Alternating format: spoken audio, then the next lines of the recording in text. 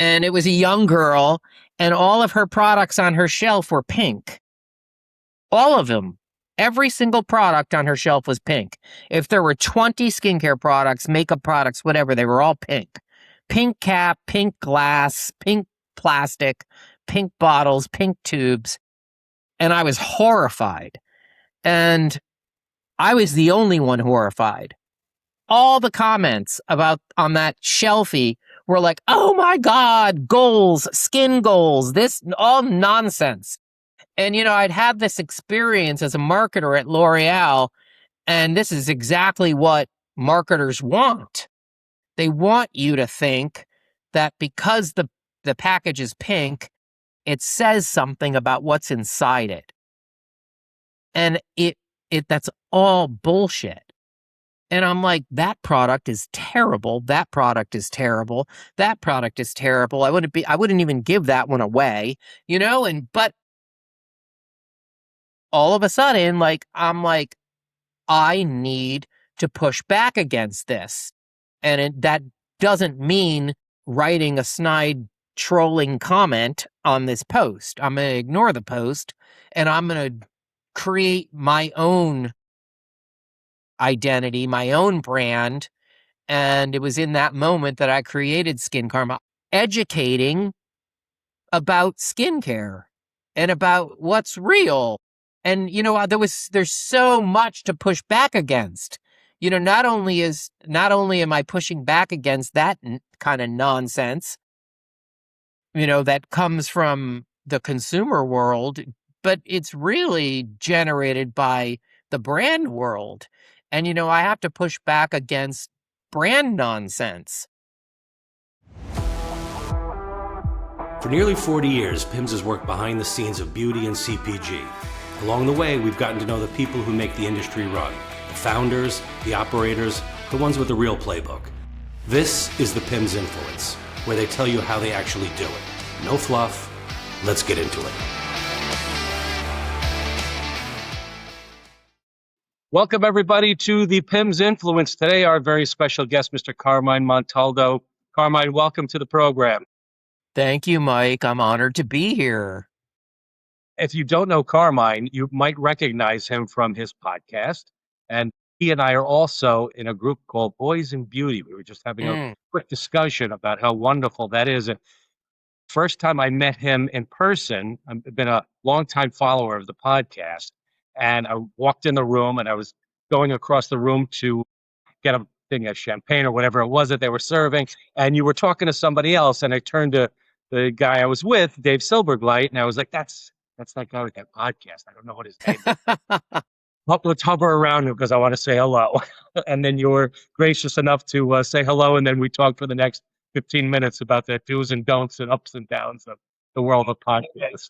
I mean, I had never, and I know I told you this at the time, I'd never talked to anybody that intimately about the podcast and about the functions and functionality of the podcast. And, it was like, it reminded me of, being back in my corporate days in-house at L'Oreal. Like, you could stand behind somebody for whatever reason, and they're working in Microsoft Word, and you're like, wait a minute, what did you just do there? I don't know how to do that, and then when we had that whole conversation, I was like, wait, you do what? No, why? I think I shared this with you two at the time. It made me feel so much better that as I was bearing my soul to you of all the things that I'm doing wrong, you were like, I did that too. Yeah, don't worry about it. I did that totally. Too. Yeah. Yeah. I mean, a lot of it is a crapshoot, right? Like when I started doing it, I didn't know what the hell I was doing. And you just kind of learn as you go. And hopefully you work out the glitches. And then when something happens, like you're chill about it. Like, I had a guest on 2 weeks ago, I guess. And there was a whole thing, like, this, like if the guest is coming on an iPhone, then they're going to be vertical and you're horizontal. And if there were 3 of us and 2 of us were horizontal and she was vertical, and it was like, oh my God. And that kind of stuff, I would have like come out of my body over that early on. And then I was like, whatever, it's fine. It's fine. It's always a work in progress, but I thank you for your guidance on that area. Carmine is also the founder and creative director at Carmine Montalto Inc. He's a former AVP brand voice and identity at Kiehl's. He's the founder of Skincarma, a skincare education platform and podcast, and one of beauty's industry's leading experts in brand voice, naming, and package copy. We're going to get deep into all of that, but I think I read when I was reading up on your history that you actually started off as, and you call yourself proudly a copywriter, right? And with a degree in English, I think coming into this world. How did that all start? Yeah, so I did. I got my degree in English back east, and as you know, I'm now based in LA. Thank God I escaped the cold of New York. I couldn't do another second of it. But I actually had no beauty experience when I graduated with my degree in English. And, I was always a writer from when I was a kid. Like, I would write to my favorite soap opera stars on TV, and I would always get a response because the letter was so poignant, and it was Awesome. then that I realized that the power of, the manipulative power of the written word, if you will. And I moved out to LA the first time right after college, and I had no experience whatsoever in beauty. I don't even think I was washing my face with a cleanser. When I landed here, I ended up in beauty by accident as a favor at my new job, and it was 2 days in, I realized how much I loved the dynamism of beauty, and I asked if I could stay. It was in a department store in a cosmetics on a cosmetics floor. Again, this is a long, long time ago. I'm thinking about 6 or 7 years into that stint when I realized that I wasn't really cut out for retail. And I don't know many people who are, but I was burnt out, and I had I'd reached my nadir. I was the cosmetics manager at Barney's, RIP, in Beverly Hills. And after that, it was like, I'm done. I can't be in retail anymore. Like, couldn't possibly go back to what had preceded Barney's. So it was then that I decided I wanted to be a copywriter. I was copywriting for a large outdoor fundraising event, the company that produced the original AIDS rides and breast cancer 3-day walks for Avon. I did that for 5 or 6 years. Then an opportunity arose to work in-house at Kiehl's back in New York. And the position was as their first ever professional copywriter. It's not to say that they never had anybody copywriting. I mean, all brands need copywriting, but I was their first professional copywriter. And I flew back to New York to interview for the job, and, thinking that a few things were seemingly to converge.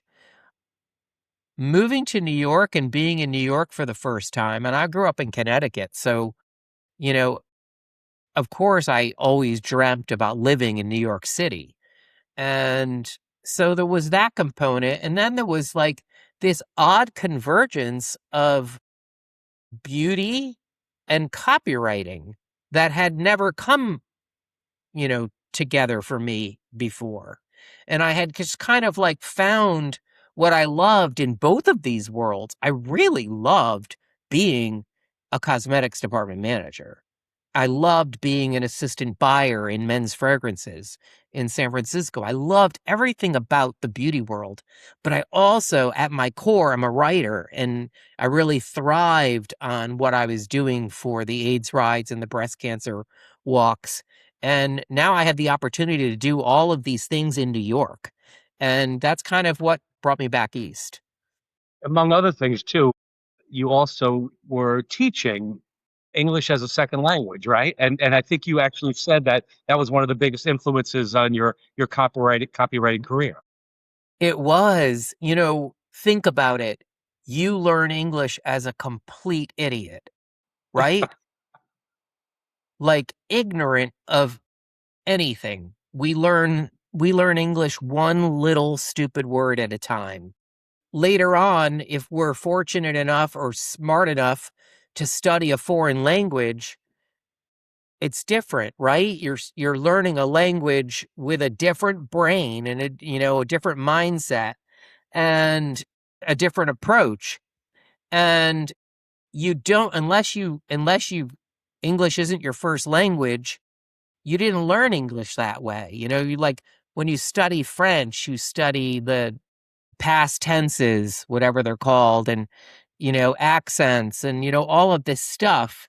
And you have to stop and think, what are the past tenses in English?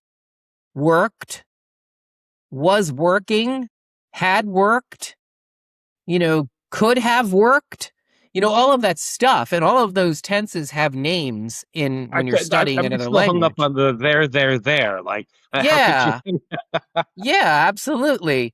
And so it gave me this completely different approach. Like teaching English as a foreign language to someone who had never spoken English or barely spoke English, I had to know the inner workings of the language. I had to start looking at English as a foreign language as an outsider.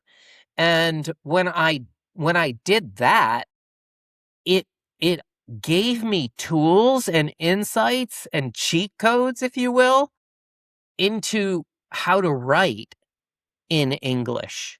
And I think that is the difference between someone who's writing English and someone who's copywriting English. You talk a lot about the written word as well, but you also I read that you had named 150 products while you were at Kiehl's, which you have to tell me about that. That's amazing. But did the concept brand voice even exist when you walked through that door?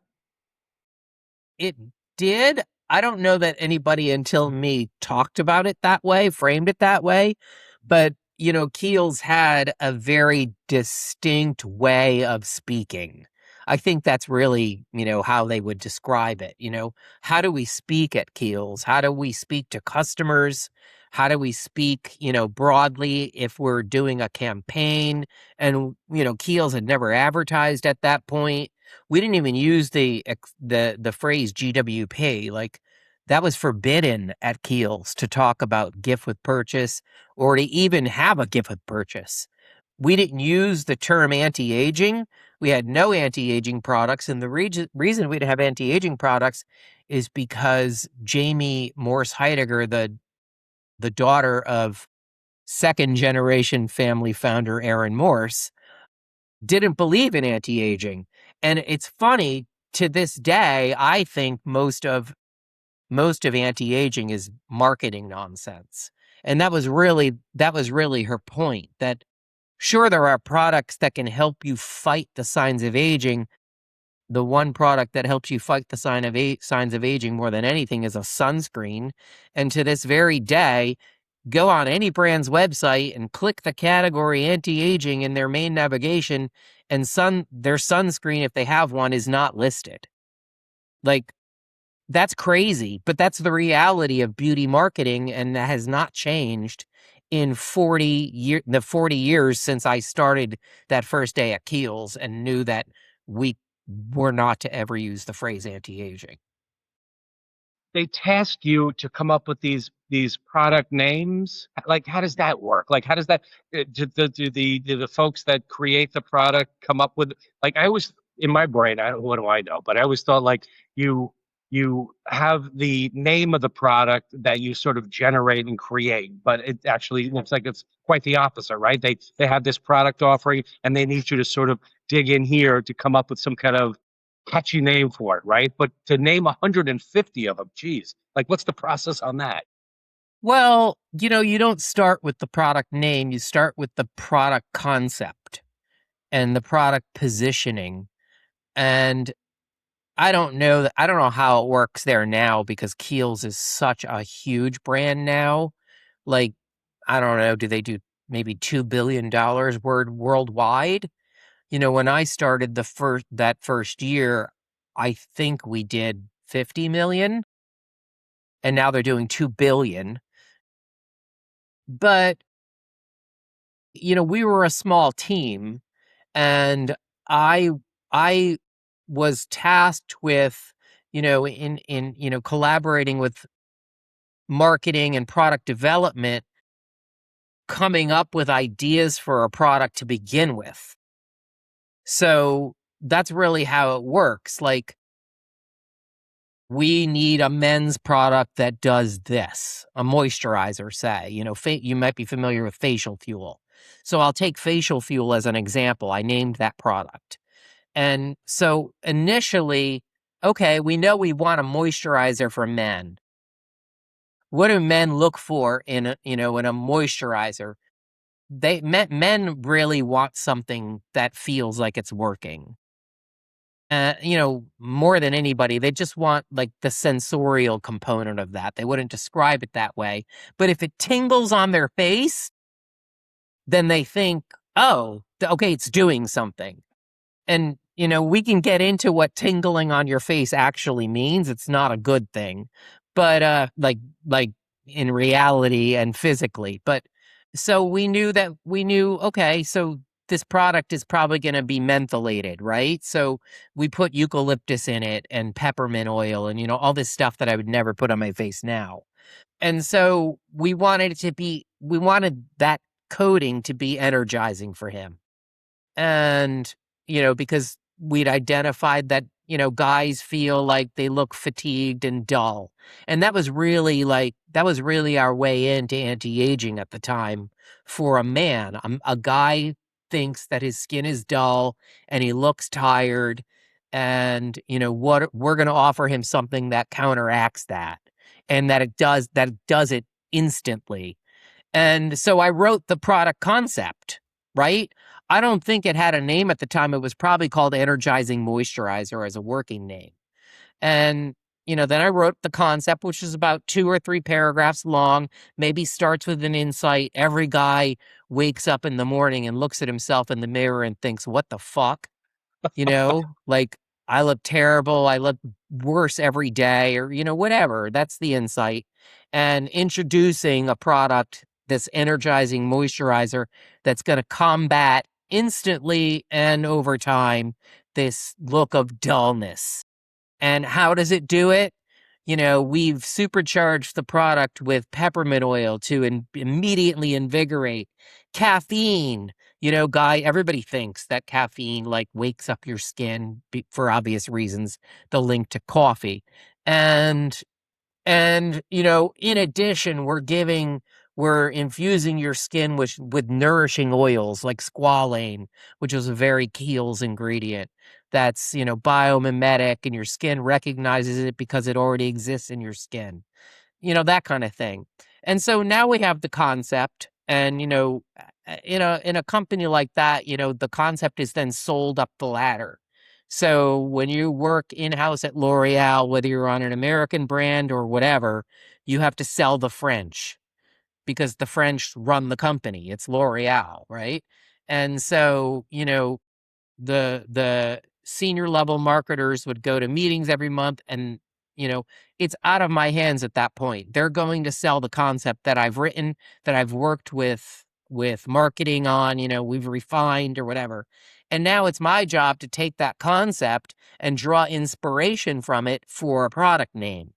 And I very often would take all of that and I would walk to Madison Square Park. I would go to lunch by myself, or just walk over there and sit outside, and with my big notebook. It was that big black notebook with the solid white pages inside. It's real, like an inch thick. And I went through dozens of those. But so I would take that and I would sit down in the park, and I have all of this going because I had written the concept, and now I'm going to ideate and think about what this product could be called. And at some point I came up with the idea of facial fuel. Again, it was based on, right, like energizing your skin and combating dullness. And then the descriptor was facial fuel, energizing moisture treatment for men. And, from that, I would write packaging copy, and that's kind of that's the genesis of it. It all starts with an idea to overcome a problem.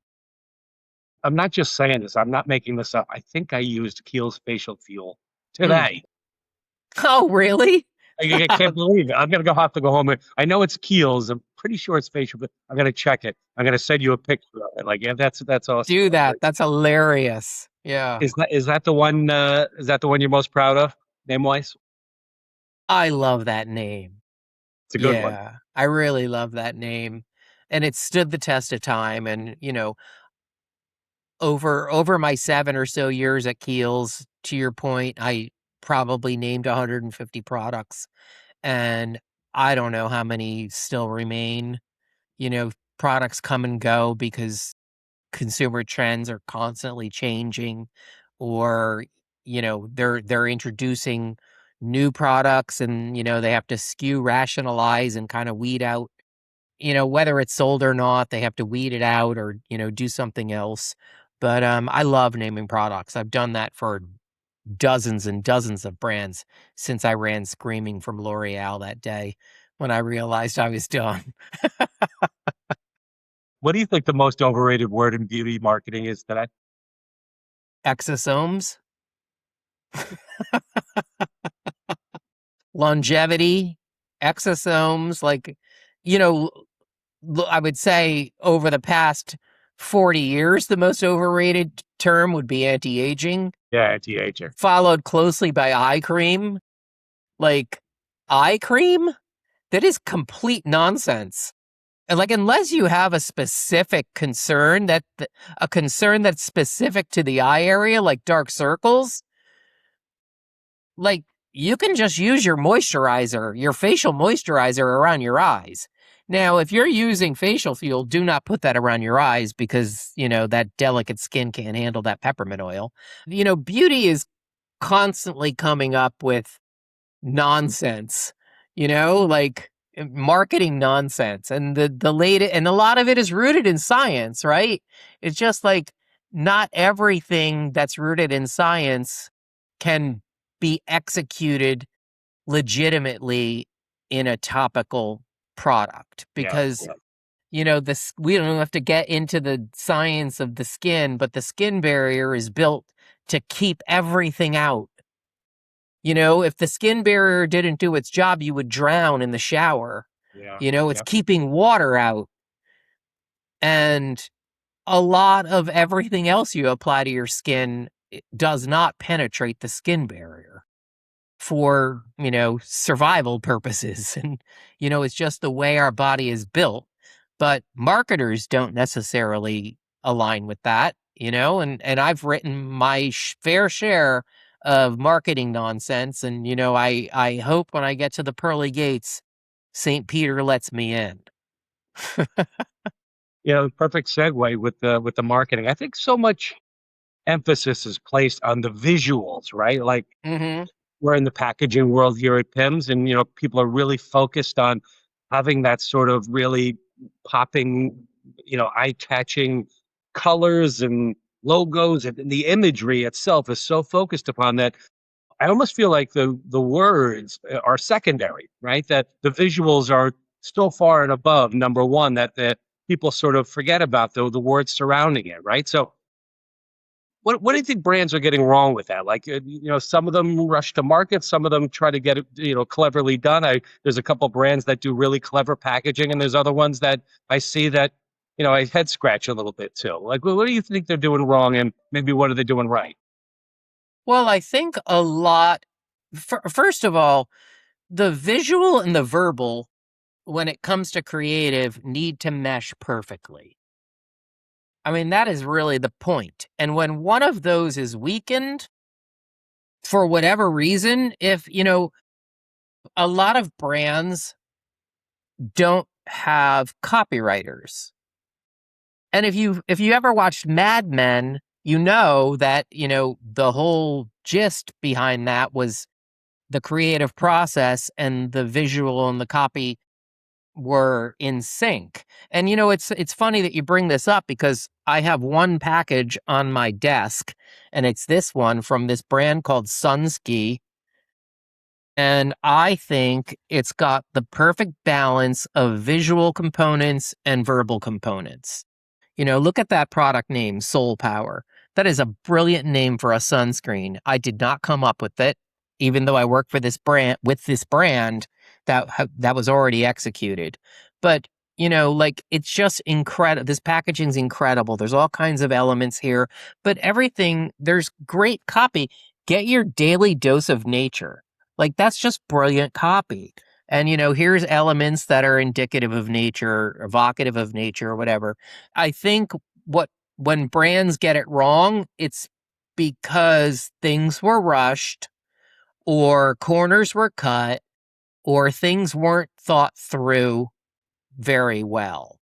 And I joked that I ran screaming from the building at L'Oreal, and it was really that I was done with corporate life more than anything. My experience over those 7 years was largely incredible. You learn a lot, and they're brilliant marketers. The French at L'Oreal are brilliant marketers. I mean, there's a reason that they're the number one cosmetics conglomerate on earth. With 30-something brands under that umbrella across every corner of beauty. And they get it right. There's a reverence for language there that I very much appreciated. And they had the perfect balance of visual and verbal. But if you're a young startup, you're a young founder and you have this idea for a product that fits a need that you believe, whether it's true or not, that isn't being met by products in the consumer marketplace. And you, for the most part, have no idea how to design a logo in a software program, right? That's a special skill that you need training for. You need to hone and study. And so you can't design a logo, you can't lay out packaging. Even if you could lay out packaging, like, are you going to do it right? It's very precise when you send those files to the printer, right? Like it has to be done properly. The colors are not going to be executed correctly. But you can write. You're not a copywriter, right? But you can write. You're not a moron. You've been educated. You've gone through the whole, school system. You've gone to college. You can write. The question is, do you have the ability to write effectively in a voice that a consumer will understand and that a consumer will be inspired by enough to purchase your product and be loyal to your product? So I think, as a brand matures, then they bring on a copywriter. That's always the case.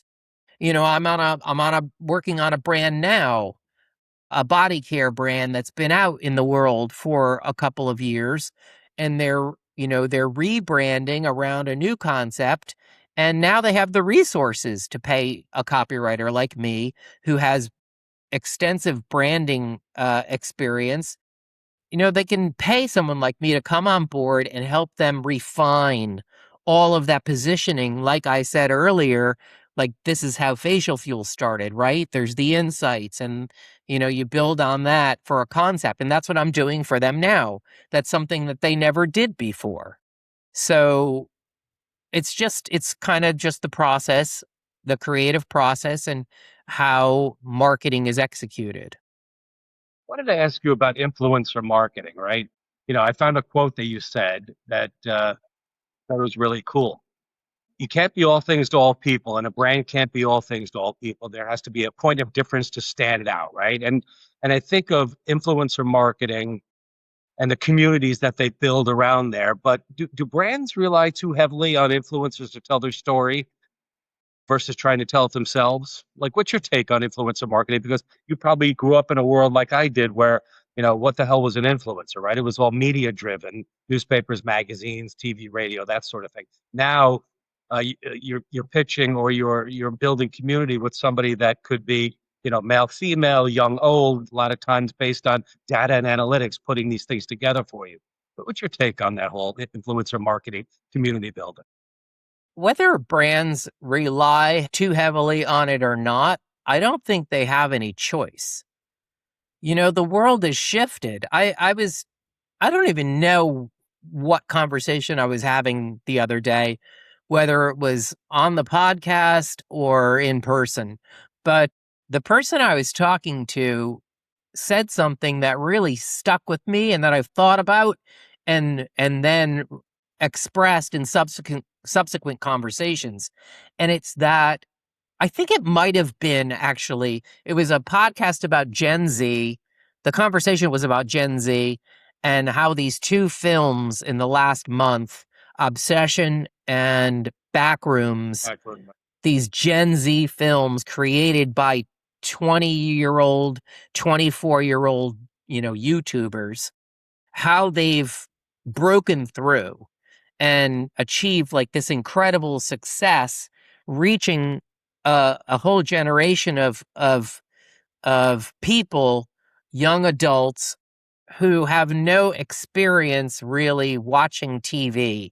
And it was like, I think the point was that this 25-year-old doesn't watch TV and has never actually paid attention to or seen a commercial. And so if a brand wants to reach a 25-year-old, paying for a TV commercial is not the way to go. Right? They're just not there. So where are they? What opportunities are there to reach them? YouTube ads?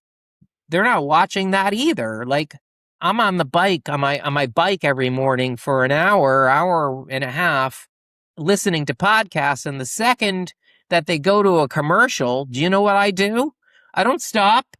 I'm on a bike, I'm not doing anything dangerous. I say, hey, Siri, fast forward 45 seconds. It's not over. And I'm like, I say it again, fast forward 30 seconds, and then it's over, right? I'm not even listening to the commercials. So how do you reach that consumer? You reach that consumer by talking to their peers and engaging their peers and paying their peers or somehow bribing their peers with free product or whatever it is to talk to them for you. That's how you do it. And that's the only way to do it. You think of advertising and marketing, and I think about when I was a kid, even nowadays. There's certain things that connect. Like, remember you'll remember the "Where's the Beef" ad with Wendy's, right, or whatever that, right?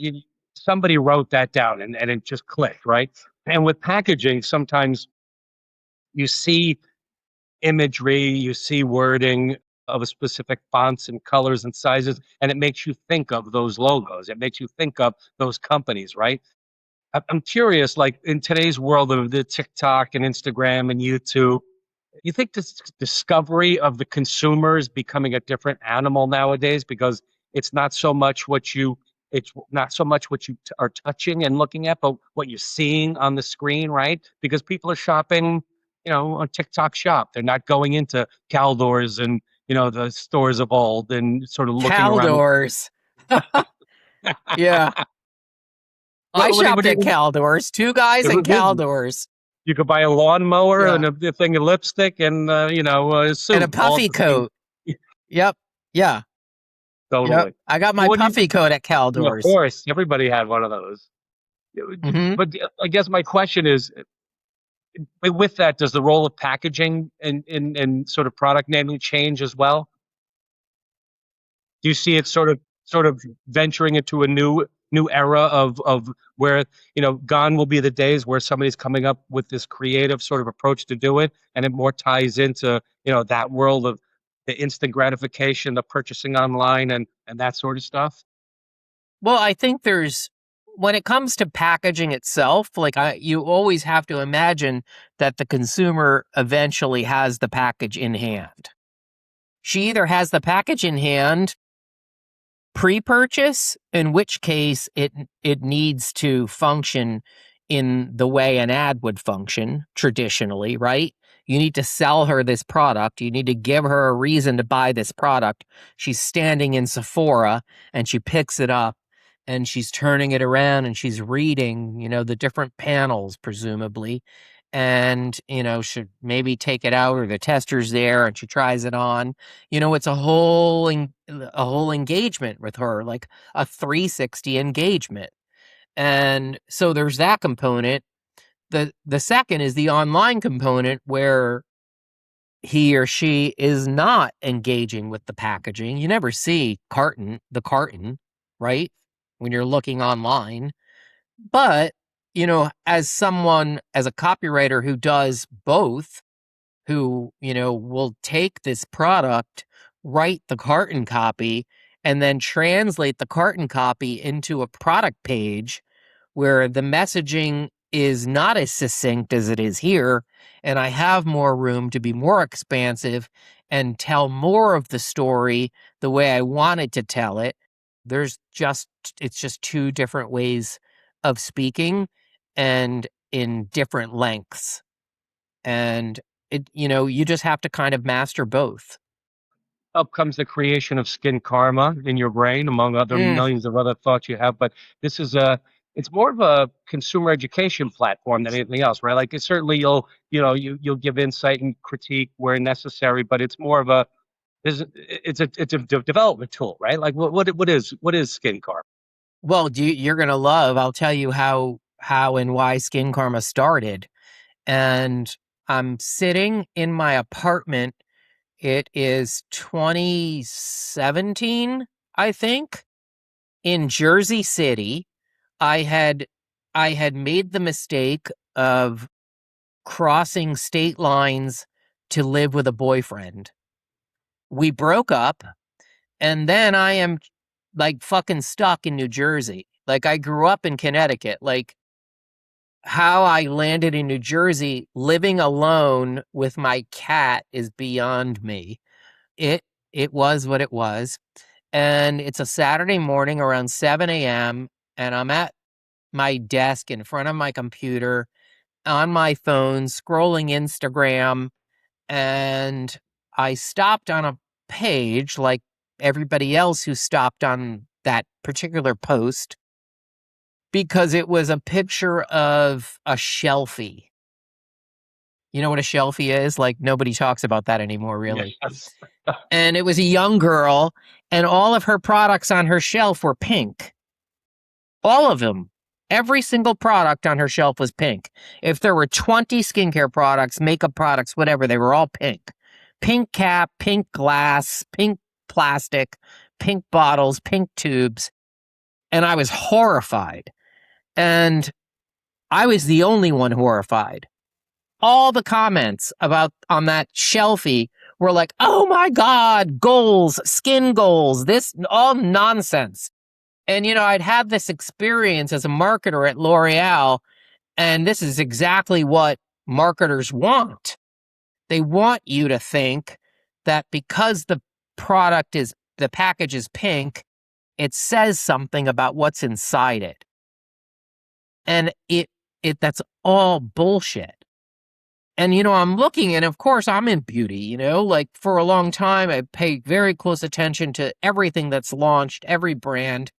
And I'm like, that product is terrible. That product is terrible. That product is terrible. I wouldn't even give that one away, but all of a sudden, like, I'm like, I need to push back against this. And that doesn't mean, writing a snide trolling comment on this post. I'm going to ignore the post, and I'm going to create my own identity, my own brand. And it was in that moment that I created Skincarma. I had a personal, Instagram. It was Carmine NYC. And I created Skincarma. And then all of a sudden I had two Instagrams, and I still, to this day, have two Instagram accounts. One is for my personal, world, my cat, my adventures, whatever. And the other is focused on educating about skincare and about what's real. And, there's so much to push back against. Not only am I pushing back against that kind of nonsense, that comes from the consumer world, but it's really generated by the brand world. And, I have to push back against brand nonsense. I talk a lot on the podcast about what I refer to or characterize as the biggest scam in beauty, and that is a jar of creme de la mer. That's $300, $350, and it's a jar of nonsense. It's basically Vaseline, which is $7, with seaweed in it, seaweed extract and Vaseline and mineral oil. Those are like the first three ingredients. I mean, that's what a jar of La Mer is. And, so there's just a lot. And, and that's that one bit of nonsense is going on for 5 decades. And then you have, it's just never ending. There's new nonsense that comes along. And you have, someone like Dr. Barbara Sturm, who's pushing a $325 hyaluronic acid serum that doesn't cost her more than $5. Like, you can get a hyaluronic acid serum from The Ordinary for $10 that does the exact same thing as her serum. It's just like, and that all fascinates me because, luxury marketing is so interesting to me. And there's always a consumer for that. And I think the luxury consumer, for the most part, just wants to pay for luxury. Whether it's really quality or not, they just want to say that, or have a friend come over and see that they have that Dr. Barbara Sturm hyaluronic acid serum on their shelf, Right.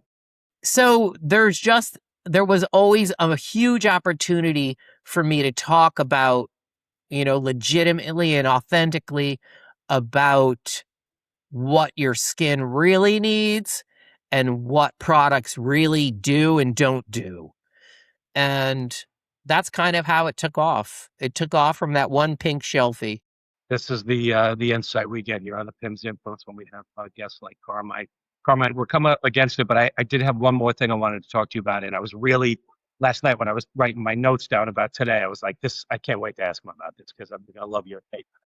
So let's talk about AI in the future, right? When it comes to copywriting, I want to see your take on it. You also said, talking about AI and creative work, the danger is not being replaced by AI, but rather being replaced by a writer who knows how to harness AI, right? So tell me about your take. Like, I know I have a college-age son right now. He's really nervous about how it's going to affect not only entry-level jobs, but like things like copywriting, which used to, a pen, that one of those notepads, 7,000 crumpled pieces of paper later, a full wastebasket is now a couple of clicks and some kind of bot is filling this out for you. What's your take on AI? Well, what you just quoted, you're quoting me quoting Scott Galloway, who's a professor of branding at NYU and host of his own podcast. I think it's called Prof G. And, I was listening to that podcast literally weeks after ChatGPT was introduced. And of course, I'm thinking, oh my God, now everybody's going to know how to write.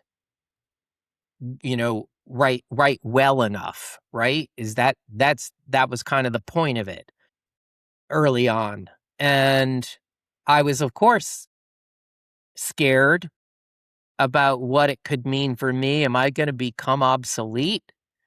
Like, what? This is what I've always done and what I love to do. Do I have to figure out something else? Like, this is crazy. And he said that, and I thought, oh my God. Well, I am the early adopter in technology. Like, all of my friends know that about me.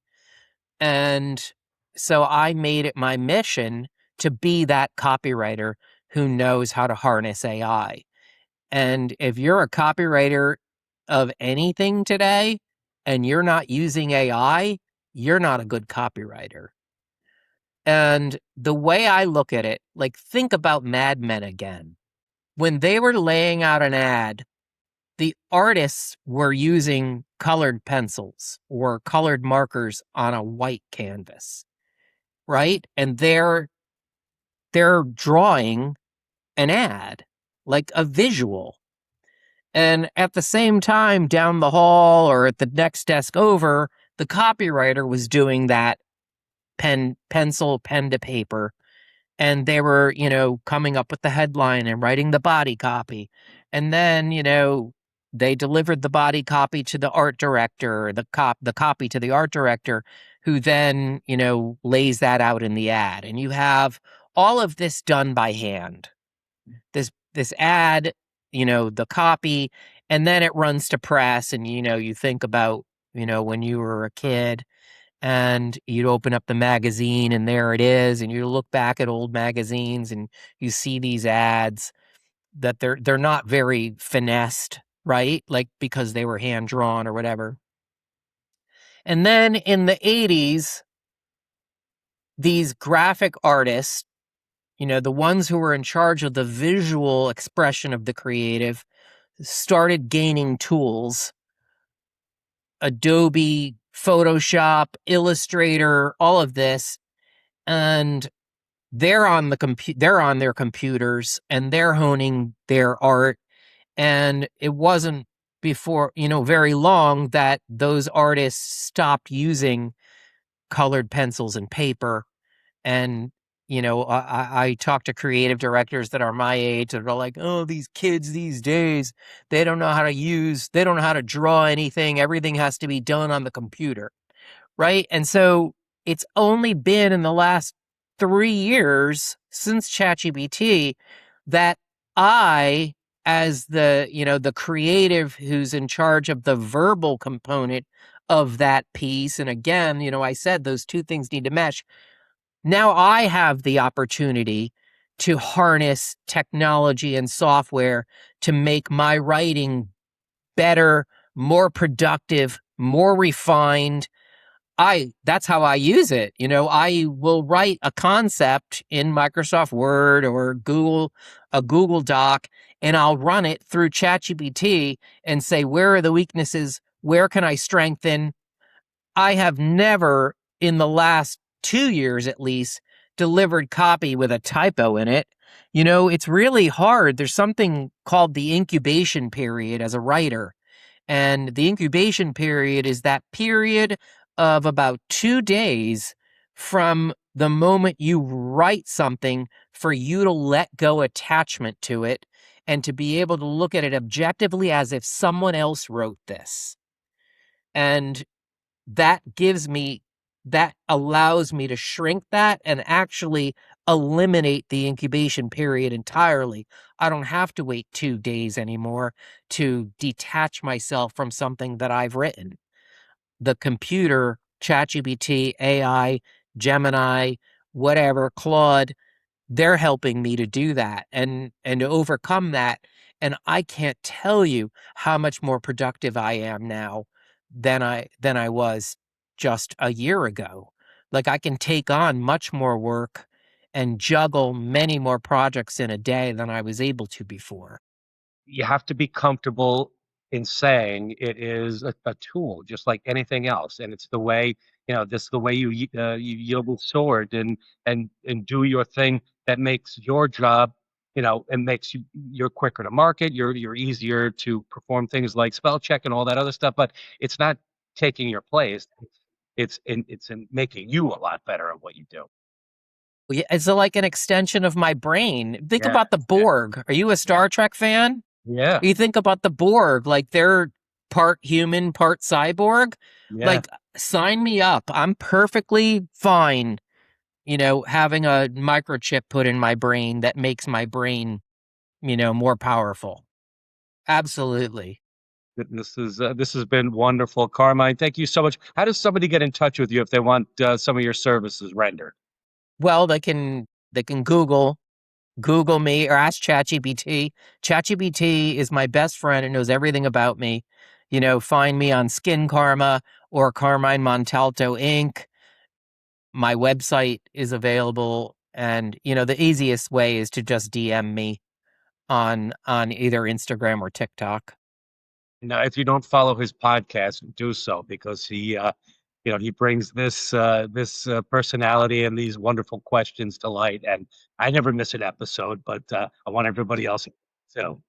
Thanks, Mike. Thank you again. I really appreciate it. All the best. Oh, you bet. Ciao.